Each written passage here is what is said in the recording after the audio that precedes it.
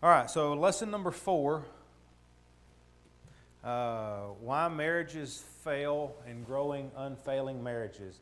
And Brother Jesse had preached a lesson not that long ago, it doesn't seem like it was that long ago, and gave some statistics on, divorce within our country.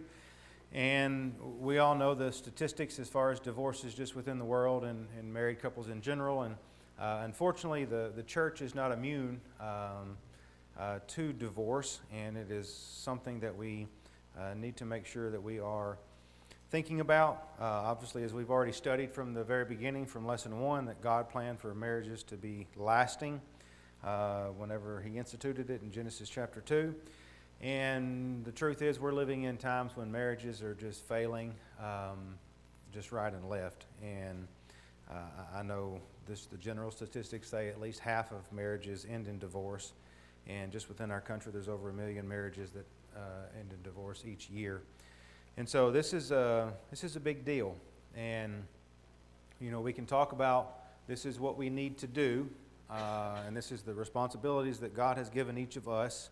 But I think that it's wise to also look at what are some reasons that marriages do fail, even amongst Christians.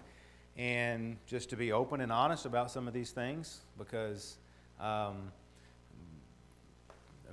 we've had some pretty open and honest conversations, and nobody in here has had a perfect marriage, or has had a perfect family. And so we all have things that we can improve on, and not all of us have made it to 56 years yet. And so for those of us that are at 17 or at 20 and still would like to make it to 56, we need to make sure that we pay attention to these things. And we talked about this in one of the lessons. I think it is kind of naive to think that, once you get to a certain point, why would you ever get a divorce? And I won't pick on Ken and Sue just because they're not here, but I will bring up, what they both said. It's like, when you're retired, the more time that you actually are spending together, sometimes the more aggravated you get with each other. And so it's just a whole new level of difficulty that you've got to work through. And so that was one of the reasons that I wanted to ask this first question, where I said, what are some common causes of conflict within marriages and families, and what do you believe is the number one reason for conflict within marriages and families? And we'll get to that last part later on. We'll stick to the first part. And this one passage was supposed to be Matthew 20 and verse 26. If there was anybody that was questioning that, I did make a mistake on that. But I threw a bunch of passages out there to maybe help get you started. So I'll just open it up. What are some common causes of conflict, or some common reasons why divorces fail? Or why marriages and families fail?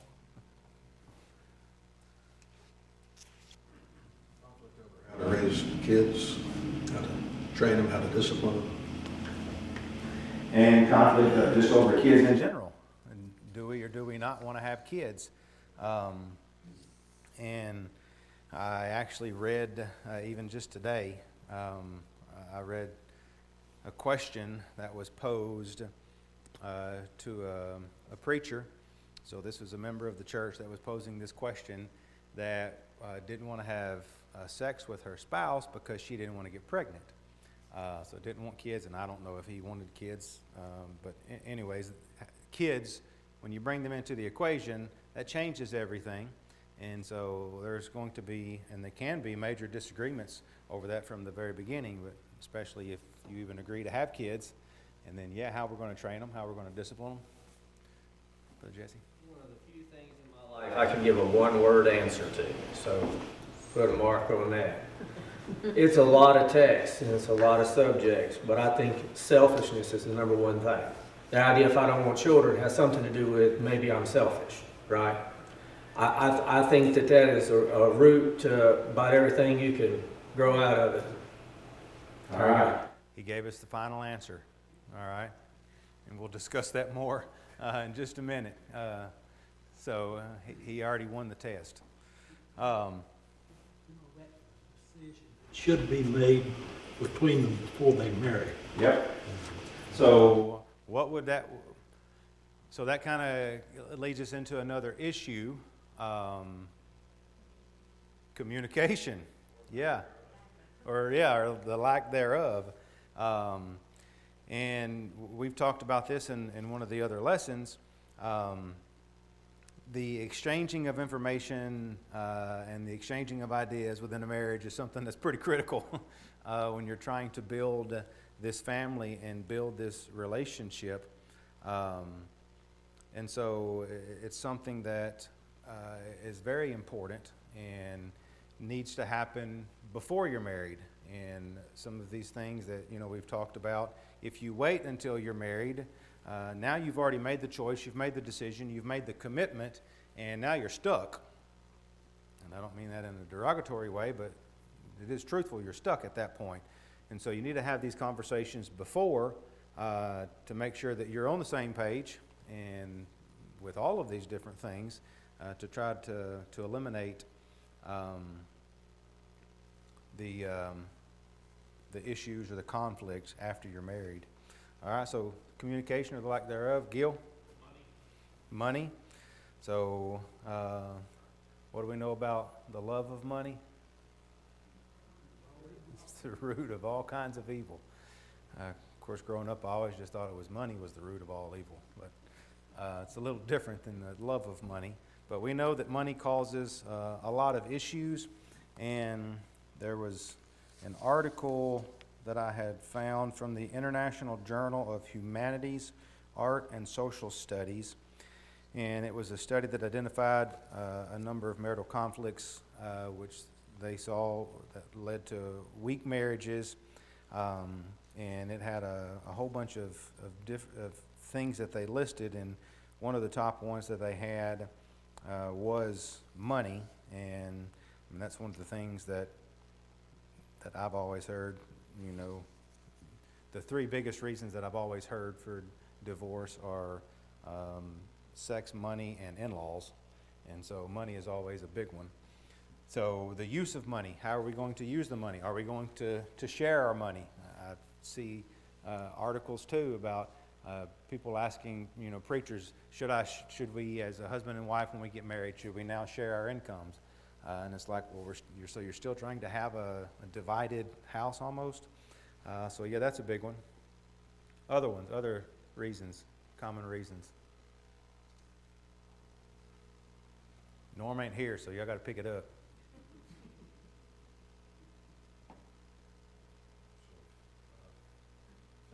Display the proper love as spoken of there in 1 Corinthians 13 and those attributes of love. Okay. So a lack of, I'll call it biblical love. And I think that sometimes that happens because most marriage relationships probably start how? Huh? She said good. No. Before the love. What happens before the love? Typically, attraction, physical attraction. You typically ain't gonna look at somebody and think, man, they're ugly, but you know what? I'd like to marry them. Okay, that's not typically how it happens, and so there's physical attraction. All right, if that's what your marriage is based on, you got problems. All right, so we got to get beyond the physical attraction and make sure that we have biblical love. And when we don't have that true biblical love, then there's going to be the potential for conflict and ultimately failure. What else? Clarissa? All of these topics and decisions and things that come with marriage should definitely be discussed, ideally with a good, spiritual counselor, like some sort of premarital counseling, just to make sure you understand it all and that you're all on the same page. But so that could be a problem if you don't even have that whatsoever. And just not showing, they all relate to each other, but not showing forgiveness. If you can't forgive each other, move past, whatever things might come up, that leads to anger and resentment, which then leads to, I don't love you anymore, and I'm out. So. Okay. So dealing with the first one that she talked about with the counseling, so I do think that it's a good idea before, couples get married that they do some sort of marriage counseling. But even before that happens, what needs to happen?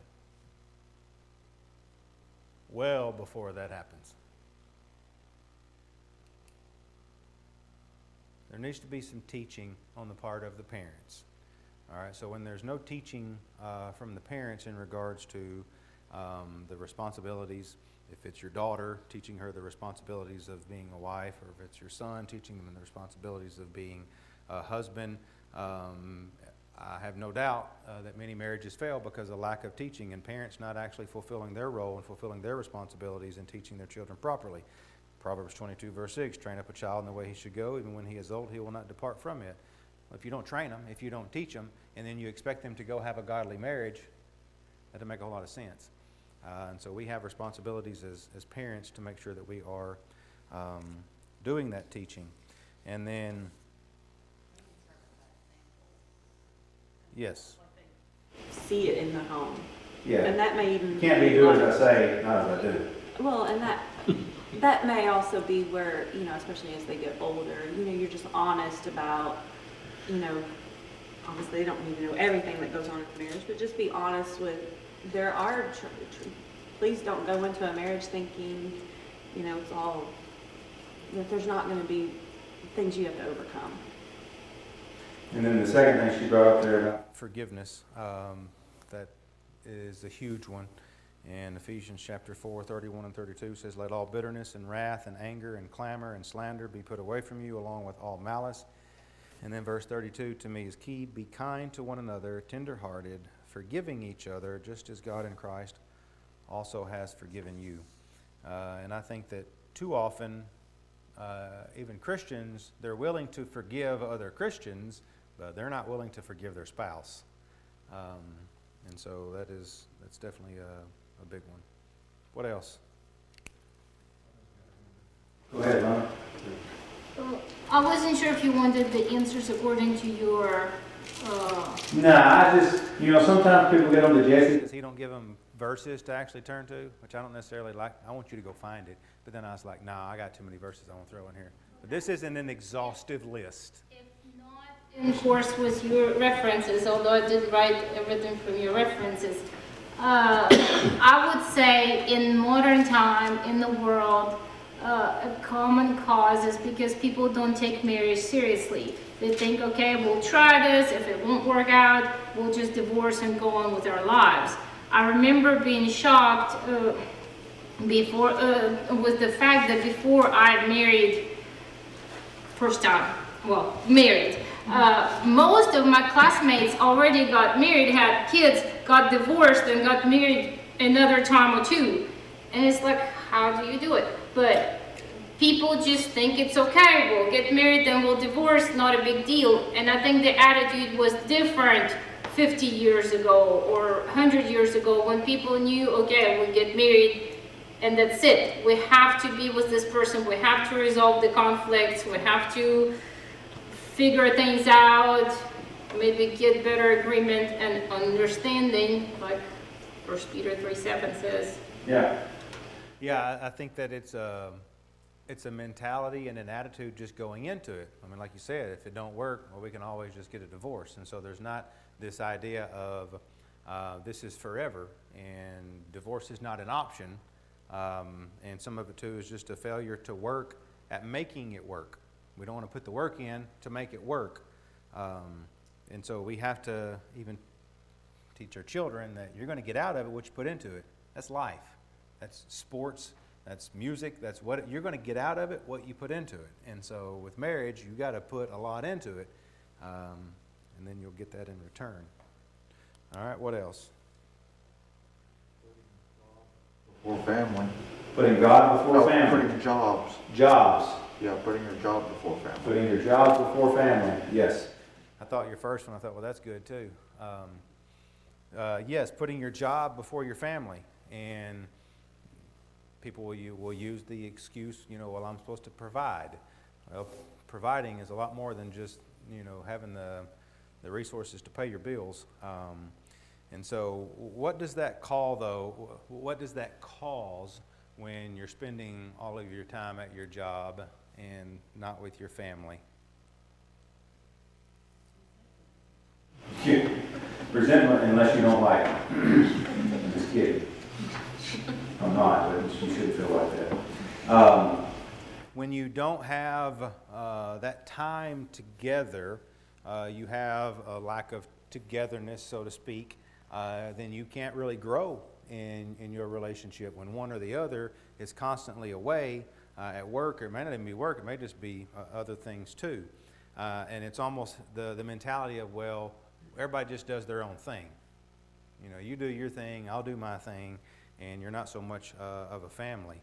And one of the things that I think from the very beginning that we see with God's design with the family and with marriage is an idea of togetherness.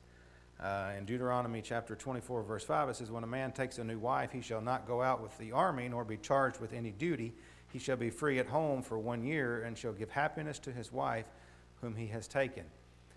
And then in Ecclesiastes 9, verse 9, it says, enjoy life with the woman whom you love all the days of your fleeting life, which he has given you under the sun, for this is your reward in life, and in your toil in which you have labored under the sun.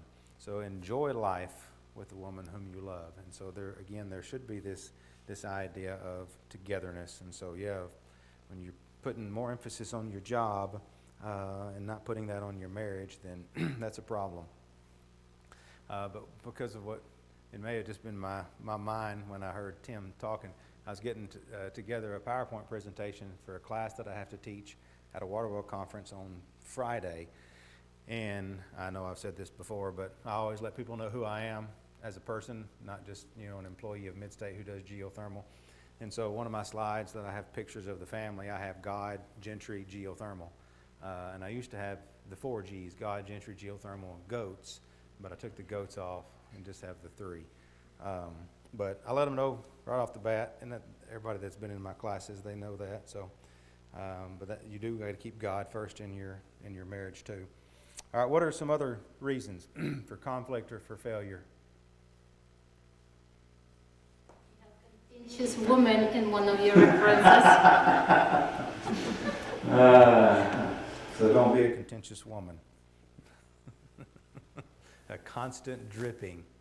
Well, it goes together with your Ecclesiastes 9:9. Live peacefully with the woman that you chose, especially if she's a contentious woman. That's Makes it a whole lot Harder. If she's constantly nagging. Vice versa too, if the man's constantly nagging. So one of the things that, just going back to this idea of God, is having a poor foundation. And we talked about that from the very beginning with Psalm 127:1. Unless the Lord builds the house, they labor in vain who build it. Unless the Lord guards the city, the watchman keeps awake in vain. And so marriages are going to grow when the husband and the wife are wholly dedicated or devoted to God. And so you've got to have that foundation in order for it to work. And then a couple of the passages that I had up there dealt with immaturity. And the truth is, some people just don't need to get married because they're not mature. They're not mature enough to be in that relationship. And some folks just need to grow up. And when you aren't grown up, you can have a lot of issues within a marriage. Miss Penny? When I was little, probably 10, 11, we had a gospel meeting with Roland Lewis, and he did one on marriage and divorce and remarriage. And the marriage part of it, he said, everyone says, okay, we're getting into this marriage and we're going to meet halfway. That doesn't work, because your 50% of meeting halfway comes here, and his 50% may come here. But if you're not putting 100% in it, you're not going to meet anywhere. Yeah. And I still have that visual in my mind where he's drawing on the chalkboard. Yeah. And that's good that that stuck with you. Because marriage is not 50-50, it's 100-100. And when both parties aren't given 100%, then that's when you have that divide and can have ultimately that failure. Michael, did you have your hand up? You're adjusting your glasses. Sorry, I was probably looking at Miss Penny and I saw your hand go up. And another one that goes along with one of the things that Lena said is just a lack of commitment, and that we have to make sure that we are instilling again within our children and making sure that they understand this is for life. Other things, Miss Shirley? I think before marriage, you should make up your mind that you're going to marry a Christian. Yeah, no, I agree 100%. I mean, I think That if it just is going to create a more difficult life, and I don't think that there's any way around that. I think that when you've got different priorities, it automatically causes contention, and maybe not immediately, but it eventually will.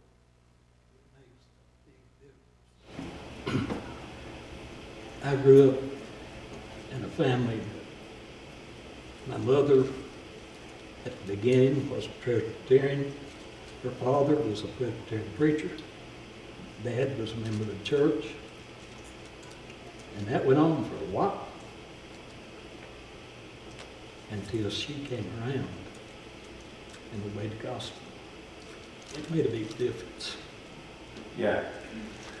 Yeah, I mean, I've got Several stories within my own family, and thankfully most of them, they have been successful in being able to convert the ones that they married, but that's not always the case, and we can't go into a marriage thinking, well, maybe I'll be able to convert them. So back to the question that Brother Jesse Jackson has already answered for us. What do you believe is the number one reason for conflict within marriages and families? Does anybody have a different answer than selfishness? All right, so I was reading an article, and it was written from, I think he was some kind of a marriage counselor that had been doing it for several years, and he said, this is him writing an article. He says, I've met with hundreds of couples in my tenure in counseling and have, after much contemplation, review, and prayer, narrowed the list to 3 major reasons why Christian marriages fail. Here they are in order of priority. Selfishness, selfishness, selfishness. And he says selfishness is one of the major enemies of married love and love within the family. It affects how we talk to each other, how we divide responsibilities in the home, how we resolve conflicts, and even how we spend our time. It prevents a couple from growing together in a marriage. And so if you just go back and think now about all the things that we just talked about, all the things that we listed, about a lack of love, or a lack of togetherness, or a lack of commitment, a lack of communication, immaturity, all of these things ultimately boil down to selfishness. And that is what is a marriage killer, is when you are focused more on your own needs than you are on someone else. So turn over to Philippians chapter 2.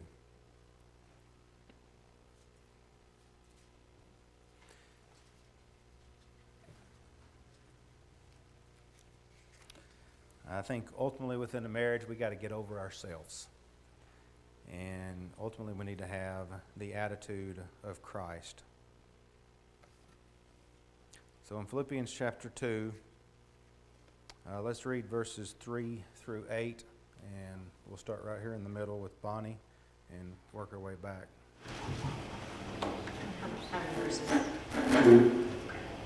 Do nothing from selfishness or empty conceit, but with humility of mind regard one another as more important than yourselves. Do not merely look out for your own personal interests, but also for the interests of others. Let this mind be in you, which was also in Christ Jesus, who being in the form of God did not consider it robbery to be equal with God. But made himself of no reputation, taking the form of a bondservant and coming in the likeness of men. Being found in appearance as a man, he humbled himself and became obedient to the point of death, even the death of the cross. So we have the perfect example of what it means to not be selfish. The exact opposite, but I think too many times husbands and wives both, they justify their own poor behavior by pointing the finger at the other one. Well, look at how pitiful or how poor of a job they're doing. And I think that if we could ever get past the selfishness attitude, or the selfish attitude, things would go a whole lot better within our marriages. So I mentioned that one article, and it was identifying the root causes of marital conflicts, and this is just within Christians. This was written from a Christian perspective. And so I'm just going to list kind of some of them, things that we didn't necessarily talk about. So character differences, and so that kind of goes along with what Miss Shirley and Brother Ray were talking about. And so you might have character differences, obviously, if somebody is a Christian and someone is not.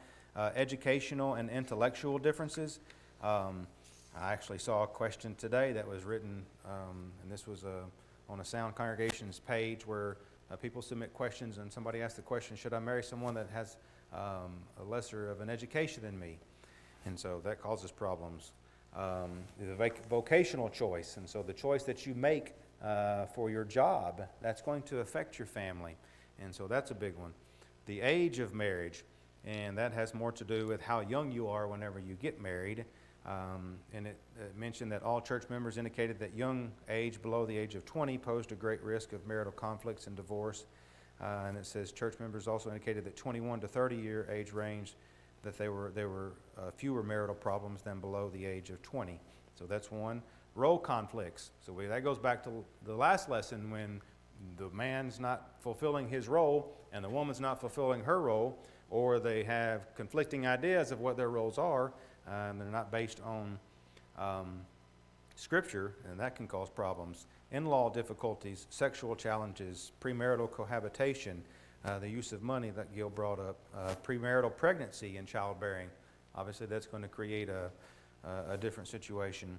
One of them said social media misuse, and that's one that we didn't specifically talk about, but that can cause some major problems now in 2024 when one or the other is misusing social media. So there was an article that it referred to within this article that came out in 2016, and it found that social media platforms, if misused, may be an enemy not only for marital life, but also Christianity in general. This applies both to Christian church members and non-Christian. Further, the social media platforms are addictive, which impedes with the time for social interactions and play between couples. And it said the study finds that notable warning signs of marital conflicts are less or no respect and more disappointments among couples, an increase in anger and arguments, prevalence of negative condemnation, more blaming, doing less mutually, feeling lonely and mistreated, less sex, less confidence, less mutual decision-making, less or no sharing of thoughts and feelings, less or no helping, less or no touching. And so you can see this gradual decline in this. And then in that same thing, it says there are two main reasons for such a high rate of divorce in our country, suggested by those who have made an intensive study of marriage and divorce. And number one, it says, is the inability to discuss their problems objectively. And number two is selfishness, or wanting to have their own way. And obviously we've talked about that now. All right, any other comments on question number one? All right, so this was something that Brother Jesse Flowers shared with me. Speaking of social media, it was a Facebook post by Kyle Campbell, and it was divorced men, and he put together an article, and it says several years ago, an article in the Huffington Post revealed some men's mistakes and the regrets they had after their marriages ended. After something as traumatic as a divorce, time and distance clarify some important things for others to learn from. Regrettably, hindsight is 20/20 in a sad way sometimes.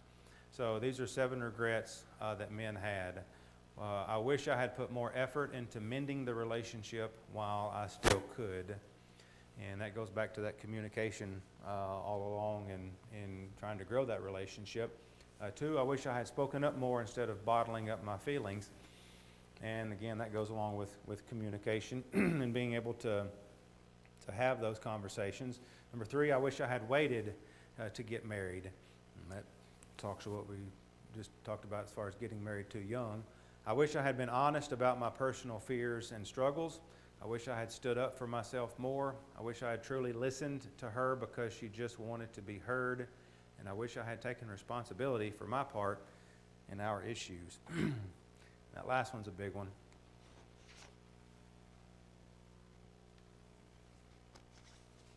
I just had this conversation with a bunch of boys on my basketball team last night. Accountability. And that's a big one in marriage, taking accountability for our own issues. Your own mistakes and shortcomings, things you did or didn't do, things you said or didn't say come into plain view, hopefully offering important lessons to repair what you have. Please talk to someone. I thought I fixed that slide. I think that's the end of it. But women also speak. And I'm not saying anything by this, but the men's slide only took one. The women's, it takes me 2 slides to get all of it in there. But this is also from Kyle Campbell that he posted on the next day after posting the one about men. He said, a recent BuzzFeed article allowed women the opportunity to express reasons and regrets they had when their marriages ended, when relationship issues emerge. I think we've all been too scared or too proud to clearly communicate our needs. We revealed yesterday what men would have done differently in their marriages, and now want to balance for our audience the responses from divorced women. So here's 7 regrets that women had. I wish I would have asked for help when I needed it. And hopefully if it's a good relationship and the husband's doing what he should be doing, he should recognize that she may need help. But I wish I had worked on myself more before I got married. I wish I'd realized that being a wife wasn't the only thing that defined me. I wish I had taken responsibility instead of pointing fingers. It goes back to the accountability. I wish I had stood up for myself more. I wish I would have learned how to speak his love language. And we're not going to talk about love languages in here, okay? We ain't doing it. I wish I had maintained my sense of independence. So after a breakup or divorce, and with the benefit of hindsight, it's easier to see where things went wrong and how issues could have been handled differently. If you're in a relationship that's beyond your capability to repair, please talk to someone. Things you said or didn't say come into plain view, hopefully offering important lessons to repair what you have. Please talk to someone. And I think his point that he's making at the end there about please talk to someone, and we can talk about this when we get into question 4. But oftentimes we do bottle things up. We're not communicating with our spouse, and we're not communicating with anyone, and it just ends up blowing up. So this was an article, actually, did you share this one with me too? I can't remember. So this is, yeah. So this is predicting divorce with incredible accuracy, and it didn't have an author, but I did want to read it. It was pretty interesting. So a Fortune article on marriage published several days ago contained a simple yet profound finding. Researchers who studied over 40,000 couples can predict divorce with 94% accuracy, largely based on a communication error. This turns out to be extremely significant, especially because 40% of first marriages end in divorce. It seems almost impossibly simple, but whether or not a couple turns toward one another can make a massive difference in the relationship's longevity. The researchers said when a couple turns toward each other, they make and respond to what we call bids for connection. The magic question is, what does turning toward one another look like? While turning toward can look like a small gesture of acknowledgement and care, it signals to your spouse that they're being seen, heard, and appreciated. The researchers said bids can range from little things like trying to catch your attention by calling out your name to big things like asking for deeper needs to be met. As it turns out, couples turn toward their partner 20 times more than couples in distress. 6 years after the wedding, couples who stayed together turned toward one another 86% of the time compared to 33% of the time for couples who got divorced. As you might imagine, the response to a bid by a partner is a critical part of a healthy marriage, no matter how subtle. Bids usually contain a subtext where "come and help me with dinner" also means "join me on an adventure," or "I want to spend quality time with you." While it may be counterintuitive, missing a bid can be more harmful than rejecting one altogether. At least if you say you can't do something or respond at the given time, you're still acknowledging the bid. Additionally, the researchers also noted 4 negative communication styles that heavily predicted divorce: criticism, contempt, defensiveness, and stonewalling. Stonewalling in particular can look like tuning out, tuning away, acting busy, or engaging in obsessive or distracting behaviors. Pretty much the complete opposite of turning toward. And all of those things kind of go along with selfishness too. What can couples do? Here's 3 suggestions. First, learn to better articulate your needs instead of assuming your spouse can read your mind. Second, take responsibility when needed instead of passing blame to your other party in the relationship. Third, remember your fondness for your spouse instead of constantly etching negative feelings toward one another in your heart. It's always affirming to see how to fine-tune biblical relationship concepts like loving one another, of one another, Colossians 3:19, 1 Peter 3, verse 7. So the next time your spouse asks you to watch a funny TikTok, don't roll your eyes and walk away. Lean in, watch along, and enjoy the moment. So communication is such a big part of it, and I think all of that, too, kind of goes along with selfishness like we've talked about. Are there any other comments on any of those? Lena? You mentioned very briefly one of the reasons for divorces, in-laws. Yep. And your divorced people speak always ended, please talk to someone. And maybe that's just my, again, growing up in a different culture, a culture without counseling. And again, sharing the saying from a different culture, we have a saying, don't take the trash out of the house. Basically, don't, I think you have something like washing laundry or something. When you speak about your problems out to other people, when maybe you shouldn't have taken your problems out in the open, because on one side, maybe you can take it to a good counselor and person will help you out. On the other side, when you just marry and you go to your mama because, well, mama, he is not understanding me, and the parents will side with you and will be the reason for your divorce. And the same as friends and, other people. Sometimes it's good not to talk to someone, but to talk to the one. Yeah, exactly. I agree 100%.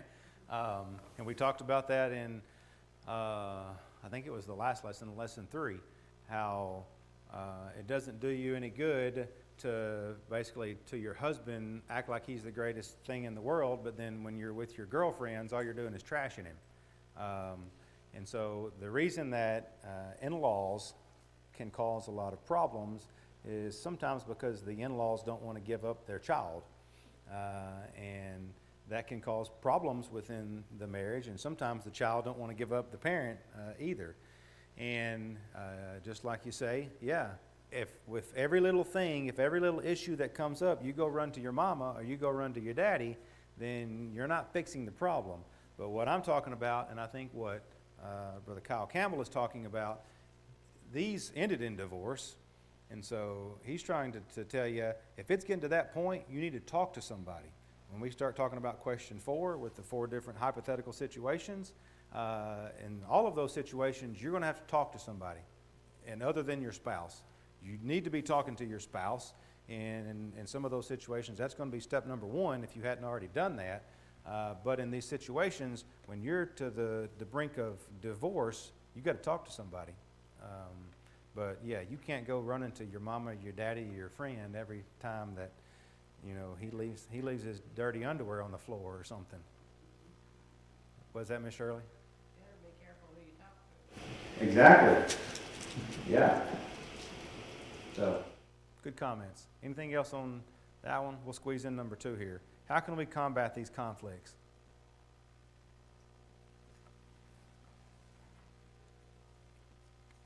What do you think is the first step to combating these conflicts? Selfless. Okay. Selfishness. Okay. Become selfless. It doesn't have to do with self, but what should we do when there are issues? Pray. Okay. We should pray. Okay, that should definitely be happening. Has to do with self. So I don't know. A ceasefire precedes a peace treaty. So, like, I think I've been in situations where emotions are high, and anger is high, and if you can't pull back in, I guess you're looking for self-control or something, probably, since you said a self thing. But I think that's kind of the ideal, is you've got to cool it down and reapproach it. Yeah. So I'm actually looking for self-examination. Self-control would be a good one. I think that our mindset is always, and the selfish mentality is, look what you've done, look at the problems that you're causing, or look what you're not doing, and we don't want to look at ourselves. All right, so whenever we're having these conflicts, first let's examine ourselves and make sure that we're living the way that we're supposed to be living, and then we can approach things. So what else can we do to help resolve or combat these conflicts? Maybe not even resolve them. Jesse? We got to remove any pride and stubbornness and humbly submit ourselves to God's will. So, yeah, that goes along with the whole selfishness thing. We've got to have a little bit of humility, for sure. Did I say another hand? Clarissa? Well, I mean, comment some of the stuff we already said. Communicate, prayer, forgiveness, patience. And I mean, just also I think just already have the mindset of I'm not giving up. I mean, because you have made this commitment, it is for life. So, and you can't give up. You gotta just keep dusting yourself off and keep working at it together. And that's just the mindset you have to have. All right. So we'll pick up With question number 3 next week. Thanks, everybody.